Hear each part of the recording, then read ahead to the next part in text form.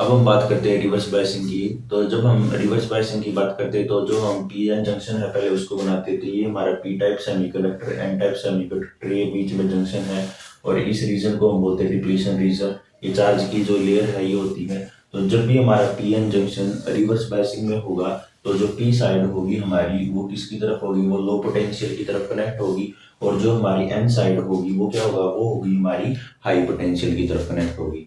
तो ये हमने यहाँ पर पीएन जंक्शन है उसका डायग्राम बनाया, तो इसको भी हम कनेक्ट कर लेते हैं। या सिंपल जो वर्ड है उसमें हम ये कहते हैं कि जो पी साइड है वो बैटरी के अगर नेगेटिव टर्मिनल से कनेक्ट है तो जो हमारा डायोड है या पीएन जंक्शन डायोड है वो हमारा क्या होता है, रिवर्स बायस। और जो एन साइड है वो हमारा क्या होता है, वो बैटरी के अगर पॉजिटिव टर्मिनल से कनेक्ट है तो जो पीएन जंक्शन हो गया वो हो गया हमारा रिवर्स बायसिंग। तो यहाँ पर ये क्या है, ये low potential terminal, low potential. और यहाँ पर ये क्या हो गया, ये हो गया हाई पोटेंशियल। तो उस टाइम क्या होता है, उस टाइम जो हमारा पीएन जंक्शन है वो क्या होता है, वो रिवर्स बायसिंग होता है। अब यहाँ पर भी अगर हम इसका बैटरी अरेंजमेंट बनाएं तो ये होगा हमारा, ये पीएन जंक्शन हो गया हमारा रिवर्स बायसिंग में। अब हम पढ़ते हैं इसकी वर्किंग पढ़ते हैं। देखिए जब हमने यहाँ पर बैटरी का नेगेटिव टर्मिनल कनेक्ट किया है तो इसमें क्या होगा, इसके अंदर जो मेजॉरिटी चार्ज कैरियर है, होल्स हैं, वो किधर अट्रैक्ट होंगे, बैटरी के नेगेटिव टर्मिनल की तरफ, इधर अट्रैक्ट होंगे इस तरफ।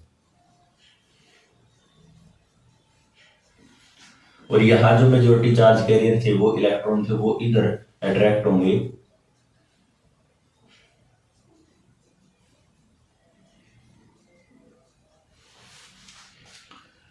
तो जो मेजोरिटी चार्ज कैरियर है उनका जो अट्रैक्शन है वो इस तरीके से कि जो एन टाइप है वो इधर अट्रैक्ट हो रहे हैं, जो पी टाइप है वो इधर अट्रैक्ट हो रहे हैं।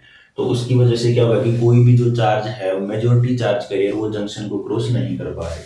तो इसका मतलब जो मेजोरिटी है, मेजोरिटी चार्ज कैरियर जो है ये क्या कर रही है, जंक्शन को क्रॉस नहीं कर पा रही। तो इसकी वजह से जो इसके अंदर जो पीएन जंक्शन है उसके अंदर जो करंट फ्लो होगा वो मेजॉरिटी चार्ज कैरियर की वजह से नहीं फ्लो होगा। लेकिन क्या होता है यहाँ पर, देखिए यहाँ पर जब हमने यहाँ पर नेगेटिव टर्मिनल को अप्लाई किया तो इसके अंदर जो माइनॉरिटी चार्ज कैरियर थे, तो माइनॉरिटी चार्ज कैरियर जैसे ये इलेक्ट्रॉन थे ये इधर मूव करेंगे। और इसके अंदर जो माइनॉरिटी चार्ज कैरियर थे वो क्या थे, होल्स थे, वो इधर मूव करेंगे। तो इसका मतलब क्या होगा कि बहुत ही स्मॉल जो करंट है वो फ्लो होगा और उसको हम बोलते हैं रिवर्स सैचुरेशन करंट। तो जो माइनॉरिटी चार्ज कैरियर जो करंट फ्लो होगा वो किसकी वजह से होगा, minority charge carriers, minority charge carriers के मूव करवाने की वजह से क्या होगा, करंट फ्लो होगा और उसको हम क्या बोलेंगे, रिवर्स सैचुरेशन करंट। ये जो करंट होगा ये माइनॉरिटी चार्ज कैरियर के फ्लो होने की वजह से होगा। अब इस केस में देखिए, इस केस में क्या होगा कि जैसे ही यहाँ से ये जो होल हैं ये इधर आए हैं, इलेक्ट्रॉन इधर आए हैं, तो यहाँ पर क्या होगा, इलेक्ट्रॉन इधर अट्रैक्ट हुए हैं।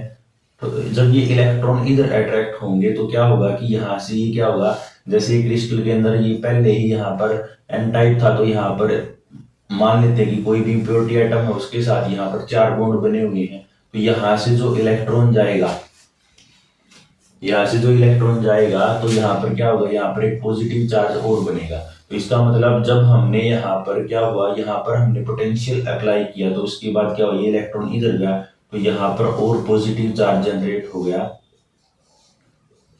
और ऐसे ही जब ये यहाँ पर इलेक्ट्रॉन इधर आगे कंपनसेट होगा तो यहाँ पर क्या जनरेट होगा, नेगेटिव चार्ज जनरेट होगा। तो इसका मतलब जब हमने पीएन जंक्शन को रिवर्स बायस किया है तो उस केस में जो हमारी पहले डिप्लीशन रीजन इतना था अब वो कितना हो गया, अब वो यहाँ पर इतना हो गया। तो इसका मतलब जो विड्थ ऑफ डिप्लीशन रीजन है वो क्या हो जाएगी, वो बढ़ जाएगी। तो इसका मतलब इसमें क्या होगा, जो विड्थ होगी इसकी डिप्लीशन रीजन की, डिप्लीशन रीजन की जो विड्थ होगी वो क्या हो जाएगी, इंक्रीज हो जाएगी, बढ़ जाएगी। अब डिप्लीशन रीजन की विड्थ अगर बढ़ी है तो उसकी वजह से क्या होगा, उसकी वजह से यहाँ पर जो बैरियर पोटेंशियल है या पोटेंशियल बैरियर है वो भी क्या हो जाएगी, वो इंक्रीज हो जाएगी। यहाँ पर जो ये पोटेंशियल बैरियर बन रहा था ये क्या हो जाएगा, ये भी इंक्रीज हो जाएगा। तो इसका मतलब जो पोटेंशियल बैरियर है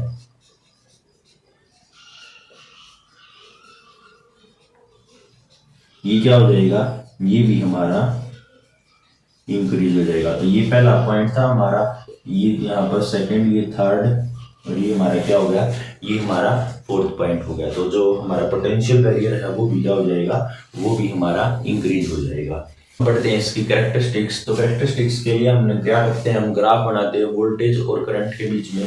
तो इसकी जो कैरेक्टरिस्टिक्स आएंगी, पहले हम यहाँ पर एक साथ ग्राफ बनाएंगे यहाँ पर। तो ये जो करंट था हमारा ये मिली एम्पियर में था फॉरवर्ड के लिए, और यहाँ पर जो वोल्टेज थी वो क्या थी, वो फॉरवर्ड वोल्टेज थी। और हमने क्या पढ़ा था कि जो हमारा ग्राफ है 0.3 वोल्ट के बाद क्या होता है, एक्सपोनेंशियली इंक्रीज होता है। इस टाइप की है इसकी कैरेक्टरिस्टिक्स आती हैं। उसके बाद यहाँ पर जो हम बनाएंगे ये हमारी रिवर्स बायसिंग वोल्टेज होगी, और यहाँ पर क्या होगा, हमारा करंट होगा, ये क्या होगा, माइक्रो एम्पियर में होगा। तो रिवर्स बायसिंग में जो वोल्टेज बनाएंगे वो हम थोड़ी सी ज्यादा लेते हैं, यानी 2, 4, 6, 8 इस तरीके से हम क्या लेंगे, वोल्टेज को लेंगे, क्योंकि रिवर्स बायसिंग में हमें ज्यादा वोल्टेज की जरूरत पड़ती है। यहाँ पर जो करंट होगा वो किस में होगा, वो माइक्रो एम्पियर में। अब जो करंट है वो क्या होगा, जैसे जैसे हम वोल्टेज बढ़ाएंगे तो धीरे धीरे क्या होगा, करंट बढ़ना स्टार्ट हो जाएगा। लेकिन करंट की वैल्यू इतनी ज्यादा नहीं बढ़ेगी, क्योंकि यहाँ पर जो करंट फ्लो हो रहा था वो किसकी वजह से फ्लो हो रहा था, वो यहाँ पर माइनॉरिटी चार्ज कैरियर की वजह से फ्लो हो रहा था। तो इसकी वजह से जो हमारा करंट है वो क्या होगा, वो धीरे धीरे बढ़ेगा, और एक fix after a fix value, यानी फिक्स वैल्यू के बाद करंट क्या हो जाएगा, अब्रप्टली इंक्रीज हो जाएगा, एकदम से इंक्रीज हो जाएगा। तो इसको हम बोलते हैं, यहाँ पर ये जो करंट की वैल्यू है इसको हम बोलते हैं, ये होता है हमारा reverse saturation current, reverse saturation current. Current की जो मैक्सिमम वैल्यू है ये वाली, इसको हम बोलते हैं रिवर्स सैचुरेशन करंट। ये ऑलमोस्ट फिक्स ही रहती है, ठीक है, तो ज्यादा इंक्रीज नहीं होती। तो इसकी वजह से ये जो करंट की वैल्यू है इसको हम बोलेंगे रिवर्स सैचुरेशन करंट। और उसके बाद क्या होता है कि अगर हम वोल्टेज को और ज्यादा बढ़ाते हैं तो क्या होता है कि जो बॉन्ड है वो ब्रेक हो जाते हैं। तो बॉन्ड जब ब्रेक होंगे तो उसकी वजह से क्या होगा, बहुत सारे चार्ज कैरियर जनरेट हो जाएंगे, और चार्ज कैरियर जनरेट हो जाएंगे तो एक avalanche of charge carrier generate होगी। तो उसकी वजह से क्या होगा, करंट है वो एकदम से इंक्रीज होगा, अब्रप्टली इंक्रीज होगा। तो ये जो रीजन आता है हमारा वीआई कैरेक्टरिस्टिक्स में, ये जो रीजन है इसको हम बोलते हैं ब्रेक डाउन रीजन। और यहाँ पर जो ब्रेक डाउन होता है वो कौन सा होता है, वो अवालांचे ब्रेक डाउन होता है। तो ये जो है ये क्या है, ये हो गया हमारा ब्रेक डाउन रीजन।